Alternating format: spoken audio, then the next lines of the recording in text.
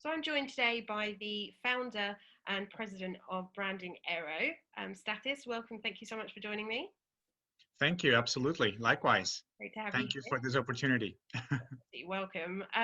We just kick off straight into the questions. Obviously, the past 12 months have been unprecedented in the impact it's had on the aviation industry. How have you seen brands responding, and have you spotted any particular examples of innovation or best practice? hmm Great question. I mean, we really do work in a very complex area. And I think with the pandemic, everything was made a lot more complex. Yet we all work towards a common goal, which is a unique passenger experience, a unique product, a differentiated product, and all that. So Um, I've seen a lot of synergies and a lot of good work happening the past few months so that once we come out of this pandemic, we'll have a much more suited product, a valuable product. And I cannot name specific brands yet just because a lot of things are in development that haven't been released yet. And I could get in trouble if I mention names, but I can tell you that things will be different, just how we're anticipated, and a lot of things would actually be better. One area that we should have focused way before the pandemic is how to demonstrate value, clear, tangible value to the passenger so that he or she can continue to remain loyal with A airline, B airline, and what forth. And basically keep the king coming back because in certain parts of the world, as we talked in the past, and so many of the expos, we're competing with rail travel, we're competing with low cost, with um, full blown and flag carriers and so forth. So everything has become a lot more complex. But going back, taking a step back, and even I would say, or I would dare say, simplify things and demonstrate a clear value, then this is the way to go. And this is probably some of the bright examples we will see coming out after this pandemic is over. And if I may say, with regards to branding, I'll wear my neuroscientist hat now and say that as humans, it's really important for us to develop bonds with brands. And in the branding world, we're referring these as unique associations with specific airline brands and specific airline products. It's no secret that the iconic Singapore girl with Singapore Airlines is it's the driver of the brand, or the vibrant red shades and the fun and cheeky personality of Virgin Atlantic is something that keeps customers going back. Yet we need to go beyond that and emphasize more on how this basically translates into product features and the service component, as well as how all this creates tangible value to me. Because I'm afraid that we're entering an era where passengers are gonna grab the next big deal. So since business travel is still lagging behind a lot, we see a lot of people, or a lot more people, primarily from data released by ICAO and IATA. A lot of the travelers that we see coming back are travelers are pay out of their own pocket. So when we tend to pay out of our own pocket, we want everything. We want all the bells and whistles and the champagne and the pampering, and all the airline love. Mm. So if I'm paying out of my own pocket, I want even more than before. And since the product is not there anymore, not even what we used to have before the pandemic, there's going to be a lot of disconnect and a lot of disappointment even by passengers. So we need to be really careful on what we give. And I understand there's a lot of restrictions. We want everybody to be safe, feel safe, and resume business as safely and as soon as possible. But to me, something is still missing. And exactly as you said, with the question spot on, we need to identify those unique brand characteristics, all the way from colors, shapes, scents, flavors, and emphasize this even more in the onboard, let's say, branded service experience.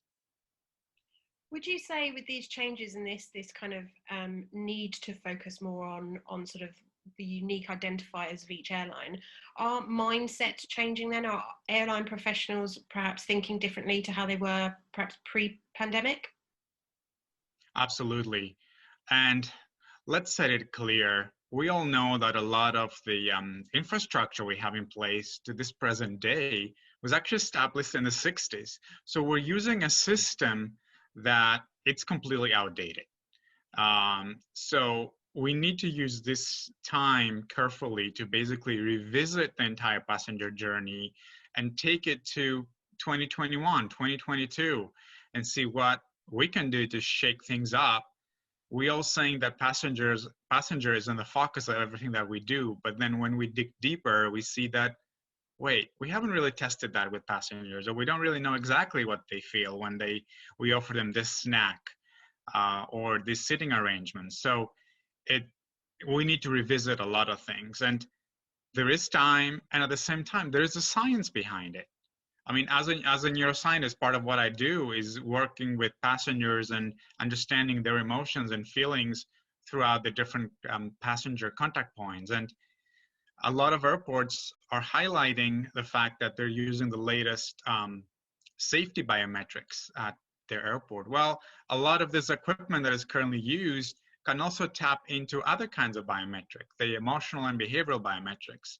In other words, what we should be try to identify is all those tangible and intangible characteristics of the hard product and the service component to really highlight that excitement that again will help higher passenger satisfaction rates.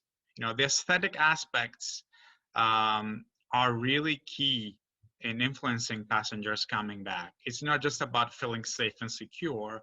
It's also the anticipation of travel, the uniqueness of that travel bundles that they're going to be having on board. All this stuff. Fantastic. Well, do you see then that this will have a lasting change on the industry? So the changes that they're making now, obviously, to help and encourage people and planes back into the air, will have a lasting impact on the industry? Absolutely, absolutely. And it's no secret we cannot really change the seats overnight, basically because we're going to be requiring certification that takes years. So a big component of what's going to change is the service component, the onboard service component. And I think we're going to be seeing a lot more bundles. Airlines are probably going to be promoting and selling experiences on board that may include food and beverage bundles or access to lounges and so forth. But when, as a passenger, I'm asked to pay for it, then it needs to be different than what we've been doing before. Snacks, beverages need to be different, or even let's think outside the box. What about having a picnic on board? And let's say I'm flying through an airport and their basket's ready there for me with my mini champagne and my caviar and any other goodies that I can take on board. And basically, even if I'm sitting in economy or coach, as we call it in the US, I can still have a first class experience. So there are opportunities there, and there's money to be made, and there is exciting moments to generate. It's just that we need to sit down and do it. What would you say is the industry's biggest learning from the past 12 months? Do you think it's that focus on needing a refresh and perhaps coping with passenger expectations? Absolutely. And keep working together. I understand that, a lot of us are competing with one another. Yet, if we don't sit down at the level that we can sit down and talk and collaborate, then it's the same vicious circle. We're going nowhere. So, sitting down and working with you guys and other industry organizations, associations, IATA, ICAO, APEX, IFSA, you name them. They're important because they're going to back us up.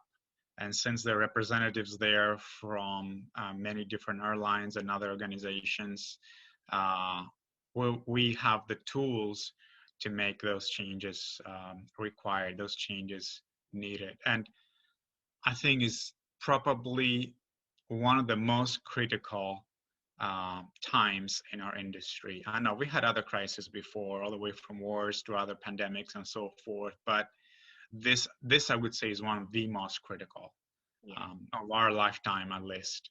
So we need to get it right. The things we were doing before won't work anymore. So innovation is key. In terms of innovation and trends, what do you think will be the big, or the should we say top three trends impacting the industry as we start to look at recovery and business resumes? I mean, certainly a big thing is revenue generation for airlines, especially with their numbers dropping down to record levels. Everybody's looking to retain business, increase business, and make money. So we get it. At the same time, though, we're still referring to human beings, passengers with emotions and a selection process that they're going through when they're deciding to fly with a specific airline versus their competitor. So we really need to create and promote a value proposition. If it's not valuable to me, well, why shall I spend more money getting something that that I'm already getting with a low-cost airline, for example? And we love all airlines; they're all our friends. But if the proposition isn't there for me to spend more money to get something, that suits my needs, then I may not do it. I may take the train, or I may even drive. And these discussions are happening, yet we need to be careful and we need to be prepared, because if the wow factor is not there, and we don't pay the relevant attention, then passengers may not come back to the numbers we're expecting. So it's a good opportunity, as you say, for a reset and to really examine what adds value to passengers. We have the science available to us. We just have to use it. Passenger understanding and perception is primarily a mental process. We've heard a lot of people say, well, planning for travel is actually half the fun. The anticipation of travel, what I'm going to be expecting from that travel experience. And at the same time, going online, looking at videos of people that may have reviewed that flight before.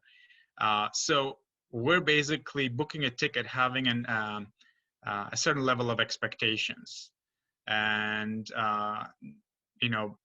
based on those expectations, we're assessing an airline. So how are we viewing things and how we're assessing things is very important. Yes. And, we should not underestimate this. I was going to ask about how kind of passenger attitudes are impacting these trends, but I feel like you've already kind of touched upon this in terms of that sort of value driver, the experience. Are there any other sort of external factors that perhaps airlines need to be thinking about when assessing sort of how they're changing the onboard passenger experience? Oh, absolutely. And I may give you a little more of a scientific insight. So, as I said, passenger perception is a mental process in a way that we understand the presented airline brand and the stimuli when compared with previously acquired knowledge or knowledge that we may find online, information that we may find online. So passenger perception can be oral, visual, olfactory, relating to the sense of smell as a scent, or can be transmitted as transmitted by taste or touch. So we need to take a deeper thinking of how all this works and how the different experiences and the onboard product can actually factor into this, mainly because passenger attention is a selective process. And certain airline service characteristics can generate greater attention, which is what we need. And passenger attention is greater when the projected stimuli, and I won't get too technical, are relevant on a personal level. And when brand characteristics are described and they're noticeably different from competitors through use, or when the service stimuli are unexpected, in other words, the wow factor. Mm. But a lot of people may say, well, we know all this, but we can hardly make ends meet. So what are you talking about? Well, maybe this should be our priority as we change and shake things up, because we can't keep running our businesses the way we used to.